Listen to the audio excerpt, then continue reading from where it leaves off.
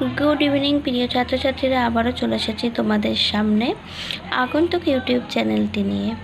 আজকের আলোচনার বিষয় হলো অষ্টম শ্রেণীর ইংলিশ লেসন 4-এর অ্যাক্টিভিটি 4-এর যে ট্রু ফলস আছে, সেই ট্রু ফলস ও অ্যাক্টিভিটি 5-এর যে সমস্ত কোশ্চেন অ্যান্সারগুলো আছে সেই সমস্ত প্রশ্ন উত্তরগুলি নিয়ে। তো চলো দেখি অ্যাক্টিভিটি 4-এ কী বলছে। অ্যাক্টিভিটি 4-এ বলছে, দেখো, right true for T for true and F for false statement in the given boxes. Give supporting statement for each of your answer. তো প্রথমে বলছে এতে দেখো, Akbar Shah operated in the north eastern frontier provinces. তো বলছে আকবর শাহ পরিচালনা করত উত্তর পূর্ব সীমান্ত।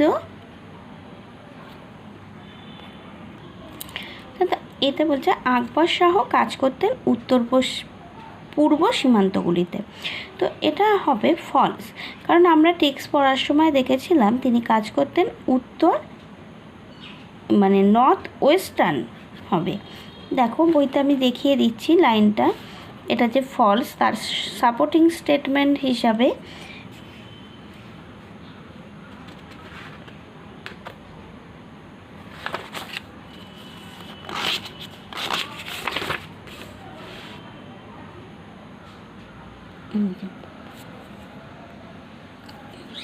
দেখো সাপোর্টিং স্টেটমেন্ট হিসাবে লিখব, আকবর শাহ ওয়াজ এ co-worker in the freedom struggle against British Raj.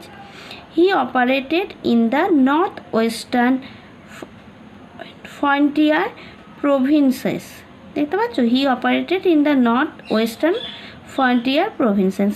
এটা হলো এর সাপোর্টিং স্টেটমেন্ট। তাহলে এটা হচ্ছে এটা ফলস। হ্যাঁ যে, তো এটা তাহলে কী লিখবো সাপোর্টিং স্টেটমেন্টে, Akbar Shah operated in the north western তারপরে এখান থেকে এইটুকু লিখবো ফ্রন্টিয়ার প্রভিন্সেস। ঠিক আছে, এবার বিতে চলে আসি। বিতে বলছে দেখো, the items of clothing for Subhash disguise were purchase from a shop in south Kolkata. The আইটেমটি অফ ক্লোথিং, জামা কাপড়ের মানে যে সমস্ত আইটেমগুলো কিনেছিল সুভাষ ডিসগাইজ ছদ্মবেশ ধরনের জন্য, সেটা পারচেস করা হয়েছিল অর্থাৎ কেনা হয়েছিল ফ্রম দ্য শপ দোকান সাউথ কলকাতার একটি দোকান থেকে। তো এটাও হবে ফলস, কারণ আমরা টেক্সে পড়েছিলাম সেন্ট্রাল কলকাতা থেকে কেনা হয়েছে। তো দেখো সাপোর্টিং স্টেটমেন্ট হিসাবে কোনটা লিখব,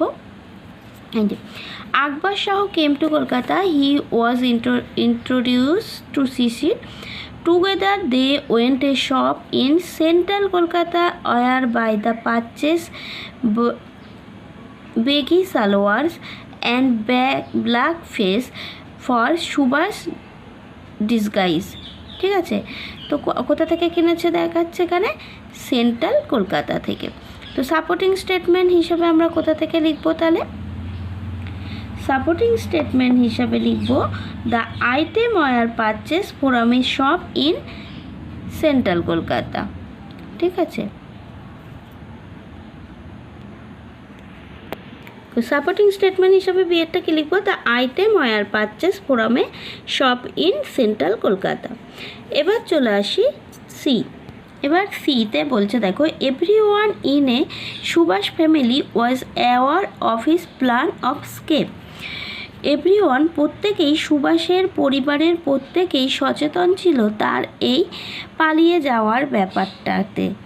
তো এটাও হলো ফলস, কারণ আমরা টেক্সে কি পড়েছিলাম দেখব, আমরা টেক্সে পড়েছিলাম শিশির অ্যান্ড সুভাষ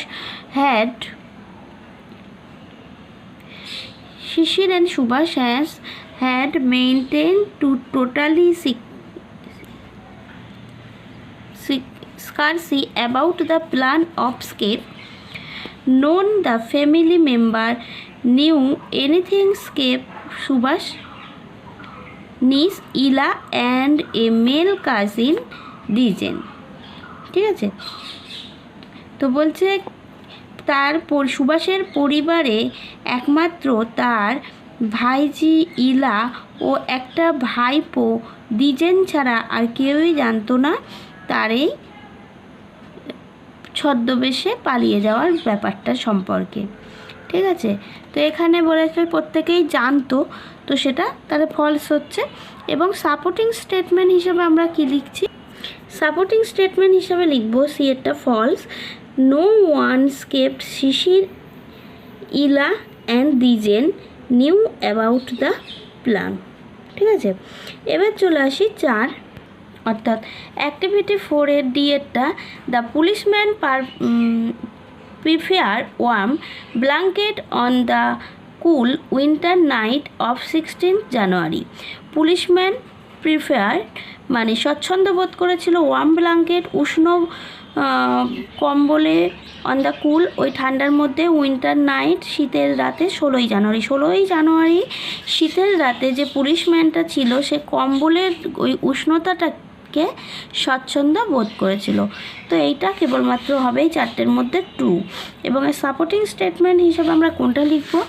দেখো, এই যে টেক্সট বইয়ের একদম 34 পেজের লাস্টের দিকে আছে, on the cool winter night of January 16 they prefer the comfort of the warm blanket on the charpai. তো এখান থেকে এটা সাপোর্টিং স্টেটমেন্ট হিসাবে আমরা লিখব। ঠিক আছে, এই যে অ্যাক্টিভিটি 4 এর যে 4টে আছে, অ্যাক্টিভিটি 4 এর যে 4টে ট্রু ফলস আছে তার supporting স্টেটমেন্টগুলো A B C D করে এখানে দেওয়া আছে। তো এই স্টেটমেন্টগুলো এখান থেকে নিয়ে নেবে এবং ট্রু ফলসগুলো দেখতে পাচ্ছ। এবার চলে আসবো আমরা অ্যাক্টিভিটি 5। দেখো, অ্যাক্টিভিটি 5 এর প্রশ্নই বলছে অ্যান্সার দ্য ফলোয়িং কোশ্চেন। এতে বলছে what item were purchase from Subhash to be carried with him on his journey. ঠিক আছে, কোন কোন জিনিস সুভাষ তার ছদ্মবেশে পালিয়ে যাওয়ার সময় সঙ্গে নিয়ে যাবে বলে ঠিক করেছিল আর কি। ঠিক আছে, আর পারচেস মানে কিনেছিল আর কি। তো দেখো এর উত্তরটা কি লিখব? এই যে টেক্সটের এখানটায় আছে,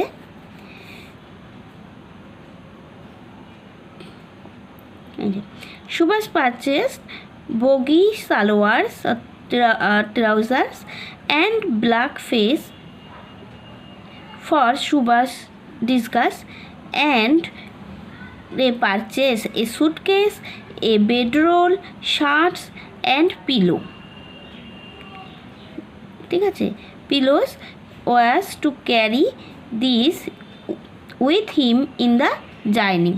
তাই Subhash was to carry this with him in the journey। এখান থেকে এই পর্যন্ত লিখতে হবে।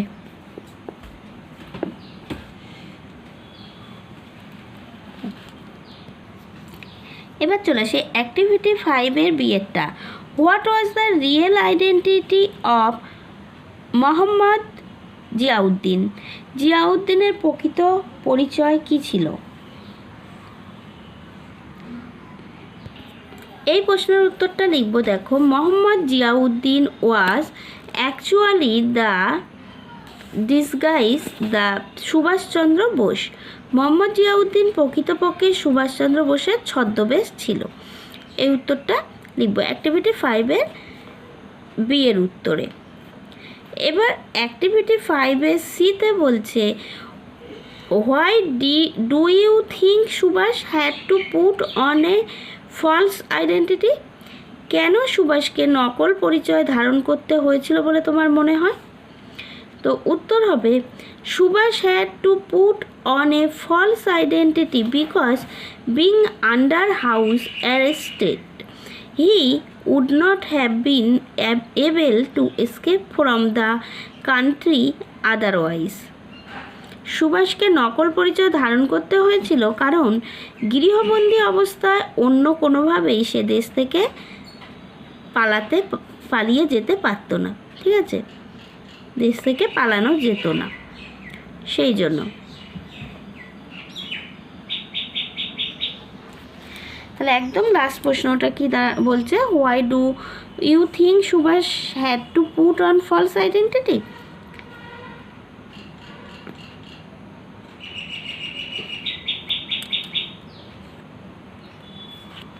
কেন সুভাষকে নকল পরিচয় দান করতে হয়েছিল?